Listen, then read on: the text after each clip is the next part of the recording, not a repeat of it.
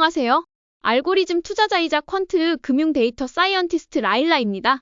2025년 7월 3일 목요일은 금요일 미국의 독립기념일 휴장을 앞두고 일찍 마감하였습니다. 오늘은 너무나도 아름답게 모든 지수가 상승 마감하였고 주간 기준으로도 모든 지수는 상승 마감하였습니다. 실업률이 4.1%로 나오면서 예상치였던 4.3%보다 덜 나오면서 10년 장기 국채 수익률이 약간 상승했습니다.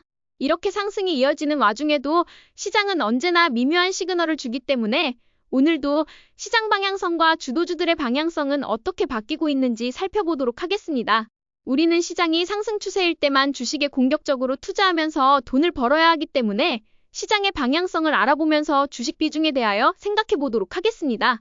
먼저 나스닥 10분 차트를 살펴보면 오늘은 갭상승하면서 시작해서 하루 종일 상승을 이어간 하루였다고 할 수 있습니다. 휴일을 앞두고 여전히 자금이 더 들어가는 것은 시장 참여자들이 현재 시장을 정말로 긍정적으로 보기 시작했다는 것으로 보입니다. 이는 이제 슬슬 단기 상승이 끝나가고 있다는 징조이기 때문에 리스크 관리를 시작해야 할 때라고 생각합니다. S&P 500 지수는 0.83% 상승하면서 또다시 갭상승하면서 마감했습니다.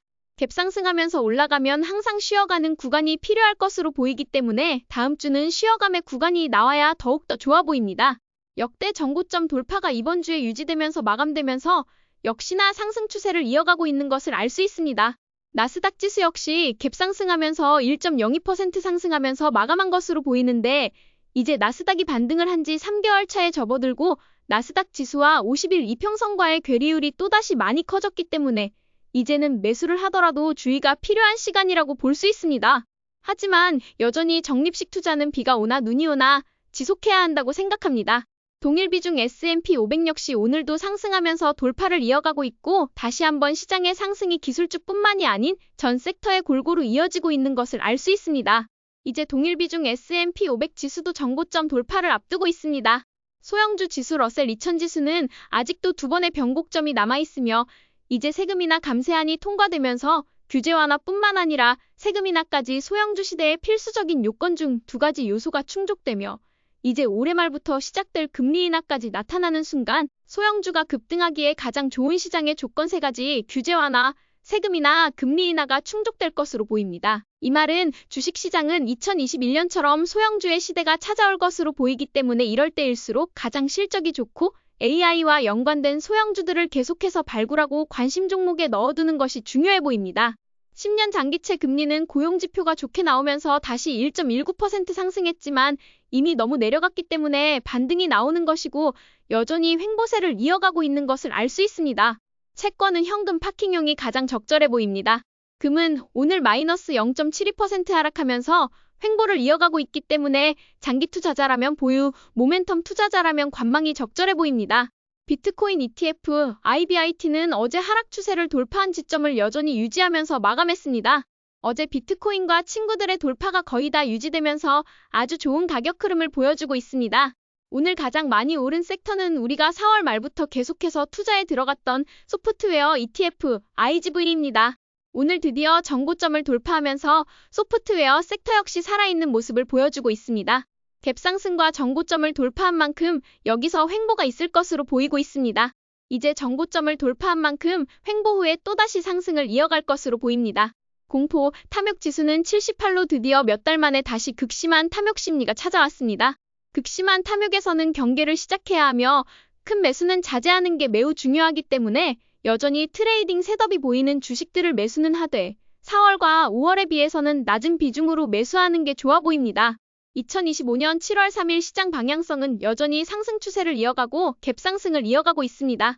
시장의 심리가 극심한 탐욕에 다다랐고 나스닥 지수가 50일 이평선과의 괴리가 점점 커지고 있기 때문에 지금부터는 매수보다는 리스크 관리가 매우 중요한 상황입니다. 그렇다고 아예 가만히 있거나 다 매도할 필요는 없고 지금부터는 지수를 이용한 적립식 투자와 트레이딩 셋업 중에서 아주 좋은 패턴을 보이는 주식을 제외하고는 보유의 관점이 매우 적절해 보입니다. 7월의 계절성이 좋기 때문에 긍정적 마음을 가지되 다시 올 수 있는 눌림목을 이용하여 주도주를 매수하는 것이 중요해 보입니다. 지금 역대 전고점을 돌파한 주식들도 많은데 그런 주식들을 전고점 돌파 기법을 사용하여 매수도 가능해 보입니다. 이제 시장을 이끌고 있는 주도주를 살펴보도록 하겠습니다. 먼저 AI의 왕 엔비디아는 오늘 160달러까지 고점을 찍었지만 조금씩 올리려는 시장의 심리를 보여주면서 1% 정도 상승하고 마감했습니다. 엔비디아는 지난 1년 동안 횡보한 만큼 상승의 힘을 엄청나게 응축했기 때문에 계속해서 가져가는 게 매우 중요해 보입니다. 엔비디아를 매도할 때는 시장이 갑작스런 블랙스완 이벤트로 또다시 꺾이면서 역대 정고점이었던 153달러를 세게 붕괴할 때일 것으로 보입니다. 이번 사이클의 절대적 주도주 팔란티어는 지난주 금요일 이후로 변동성이 시작된 것으로 보이지만 계속해서 자금이 들어오고 있습니다. 사실 지금의 가격 형성은 매우 정상적으로 보이며 50일 이평선을 기준으로 버티고 있는 모습은 여전히 긍정적으로 보입니다. 장기적 관점에서는 보유, 스윙 관점에서는 물량을 약간 덜어내는 게 좋아 보입니다. 그리고 초기 매수자는 주요 이평선을 터치할 때 눌림목으로 매수가 적절해 보입니다. 모빌리티 리더 테슬라는 엄청난 변동성이 있지만 저점을 높여가면서 올해 말부터 시작될 매출의 증가를 준비하고 있는 것으로 보입니다. 50일 이평선을 붕괴할 때마다 분할 매수가 가능해 보입니다. 실적이 발표되기 전까지는 367달러 저항선을 유지하면서 저점을 높여갈 것으로 보입니다. AI 에너지 리더 G 버노브는 다시 한번 상승을 보여주면서 상승을 이어가고 있습니다. 이제 실적 발표가 얼마 남지 않았기 때문에 500불 부근에서만 움직여도 엄청난 성공이라고 볼 수 있습니다. 만약 실적 발표 때 반응이 안 좋아도 2030년까지 이어질 AI 수요 증가를 이용해서 계속해서 내려갈 때 모아갈 수 있는 주식이라고 봅니다. 핀테크 리더 로빈후드는 포물선으로 급격해서 올라갔는데 횡보를 보이는 모습은 매우 긍정적입니다. 시장이 알아서 자정작용을 하려는 모습으로 보이고 역대 정고점이었던 85불을 유지하고 있는 한 걱정할 필요는 없어 보이고 오히려 정고점 부근에서 더 모아갈 수 있다고 생각합니다. 반도체 리더 브로드컴은 다시 한번 상승하면서 상승을 이어가고 있습니다. 이제는 보유의 관점이지만 정고점 대비 하락이 나온다면 또다시 모아갈 수 있다고 생각합니다. 모빌리티 리더 우버는 그동안 쉬어감을 끝내고 계속해서 상승을 이어가고 있습니다. 그동안 쉬어갔지만 웨이모의 애틀랜타 런칭과 함께 돌파를 시작하고 돌파를 유지하고 있는 모습을 보여주고 다시 한번 역대 정고점 돌파를 시도하고 있습니다. AI 인프라 리더 오라클은 실적 돌파 이후 횡보한 뒤 다시 한번 상승을 이어가고 있습니다. 역시나 역대 정고점 돌파는 매도가 아니라 오히려 매수의 기회라는 트레이딩의 정석을 보여주고 있고 여전히 상승이 더 있어 보입니다. AI 인프라 리더 크리도 테크놀로지는 이번 주 하락에서 다시 한번 매수 기회를 주면서 10일 이평선 터치가 매수의 기회를 보여준 것을 알 수 있습니다.